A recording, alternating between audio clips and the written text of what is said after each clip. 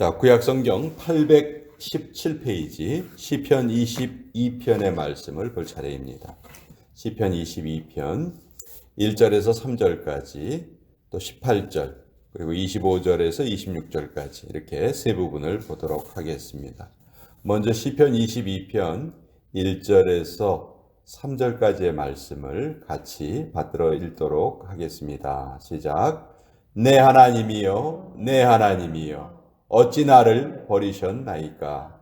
어찌 나를 멀리하여 돕지 아니하시오며 내 신음소리를 듣지 아니하시나이까. 내 하나님이여 내가 낮에도 부르짖고 밤에도 잠잠하지 아니하오나 응답하지 아니하시나이다. 이스라엘의 찬송 중에 계시는 주여 주는 거룩하시니이다.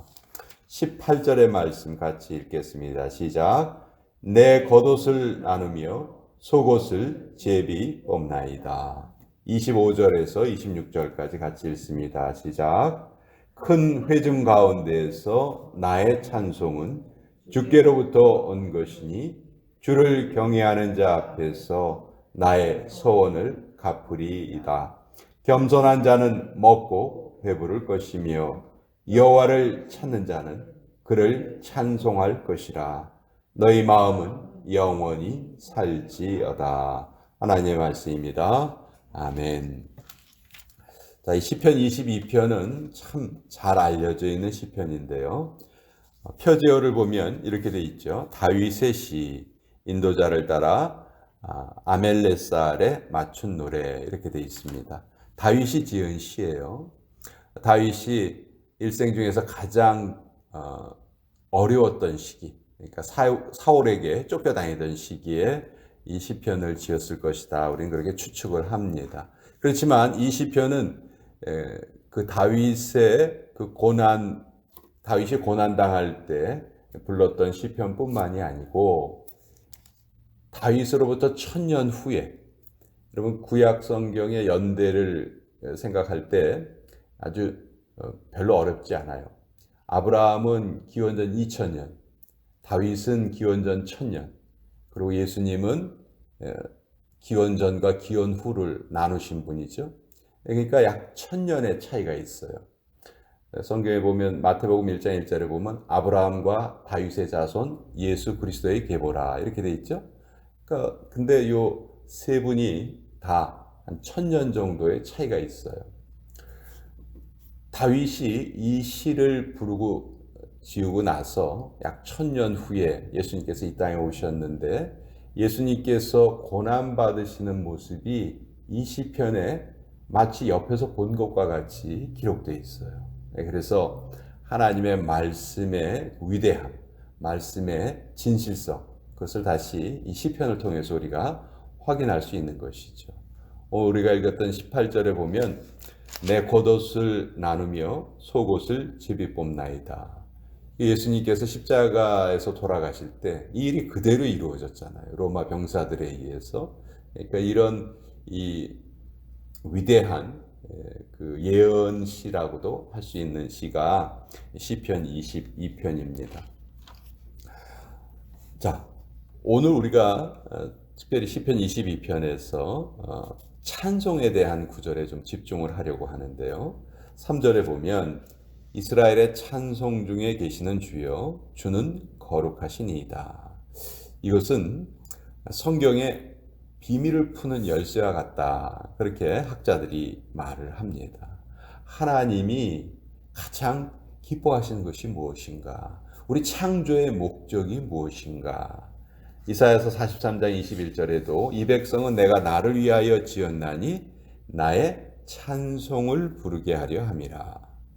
하나님께서 창세전에 우리를 택하시고 예정하시고 또 때가 되어서 우리를 이 땅에 보내시고 예수님의 안에서 기업이 되게 하신 이유, 성령으로 우리를 인쳐주신 이유, 그것이 다 바로 우리의 입술을 통해서 하나님을 찬양하도록 우리에게 그런 사명을 맡기셨다는 것이죠. 그러니까 우리가 창조의 목적은 찬양이다. 이것만 딱 알고 있어도요, 우리의 삶이 가장 가치 있는 삶이 됩니다. 왜냐하면 목적에 지어진 삶을 살기 때문에 가장 보람 있고 가장 가치 있는 삶이 되는 것이죠.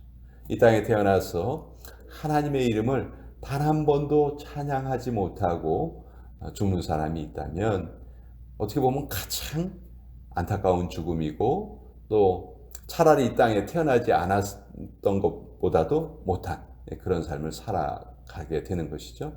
반대로 늘 우리의 입술에 찬양이 있다면 우리는 그 지어진 목적에 맞추어서 살아가는 삶이다. 찬양이 그만큼 중요하다는 거예요.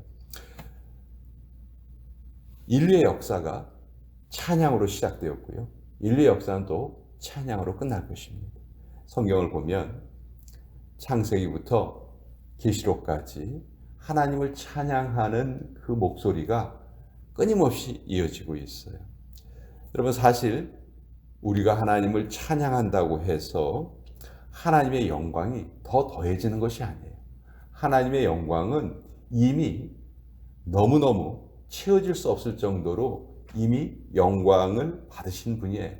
그 영광이 더해질 필요가 없으신 분이에요.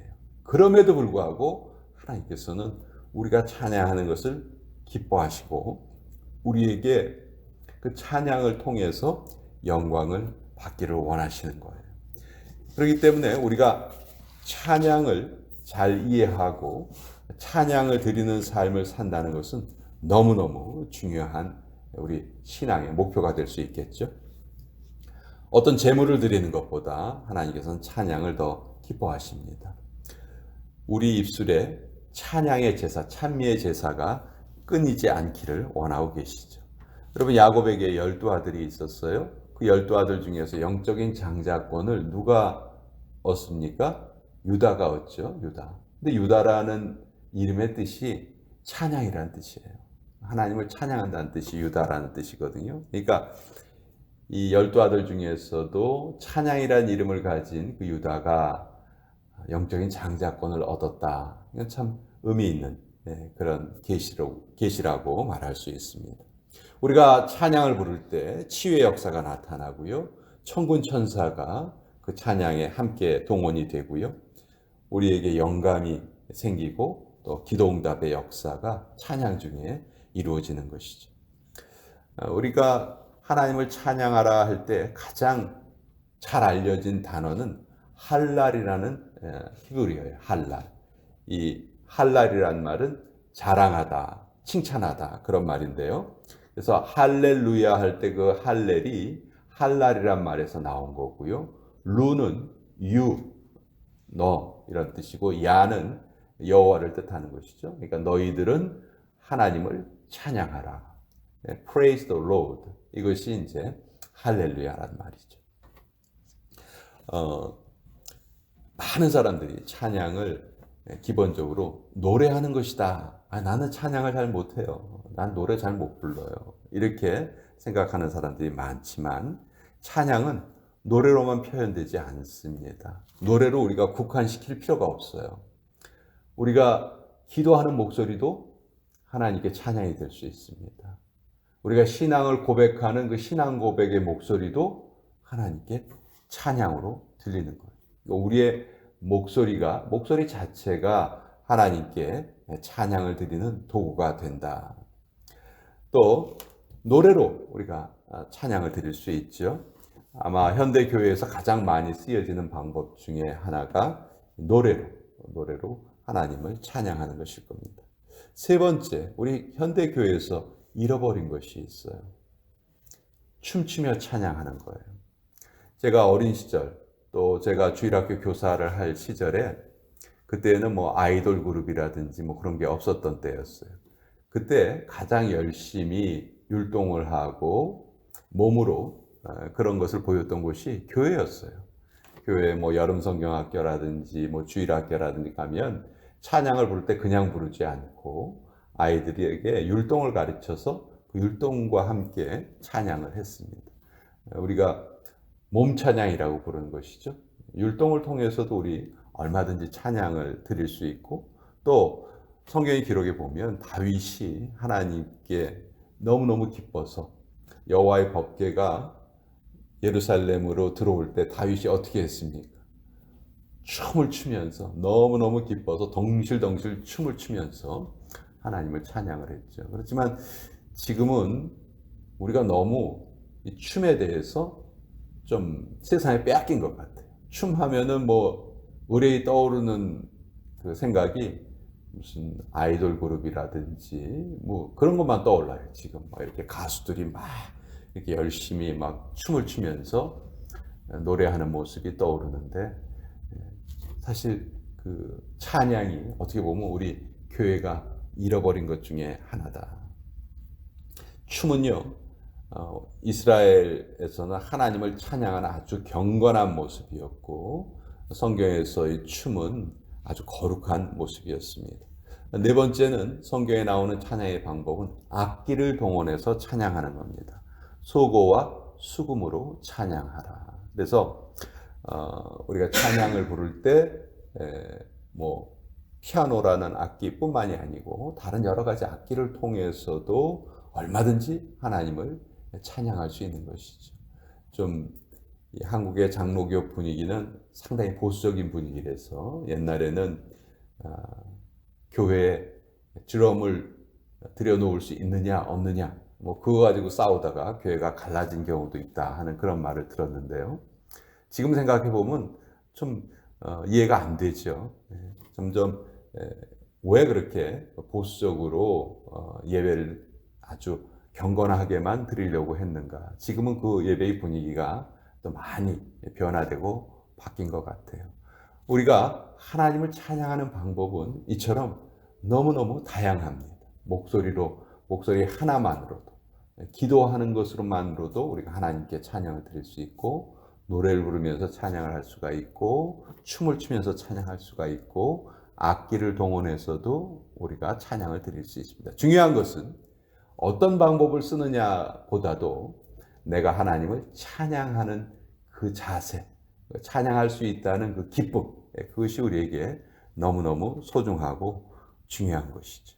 그래서 오늘 시편 22편 25절 보시면요, 26절, 겸손한 자는 먹고 배부를 것이며 여호와를 찾는 자는 그를 찬송할 것이라. 하나님을 우리가 찾는다는 것이 무엇인가? 우리 보통 말씀을 읽고 기도하는 것이다, 그렇게 얘기하기 쉬운데, 거기에 더해지는 것이 찬양을 드리는 거예요. 찬양. 마음이 좀 이렇게 울적해 있을 때 내가 알고 있는 찬송가를 쭉 이어서 부르면 너무너무 우리에게 큰 은혜가 되는 것이죠. 그래서 우리 다음 주 수요예배 그 동영상은 제가 한국 사람들이 아주 좋아하는 찬송가, 애창 찬송가만 이렇게 한 30분 분량 정도로 동영상을 편집을 해서 그걸 보내드리려고 해요. 다음 주 수요일 날은 그 찬송가 들으시면서 또 같이 따라 부르시면서 그러면서 그 예배를 좀 드렸으면 좋겠어요.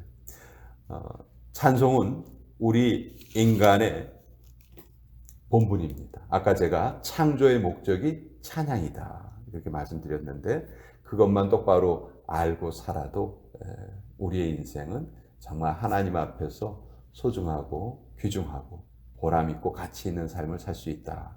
오늘 이 말씀을 여러분과 함께 나누어 보았습니다. 자,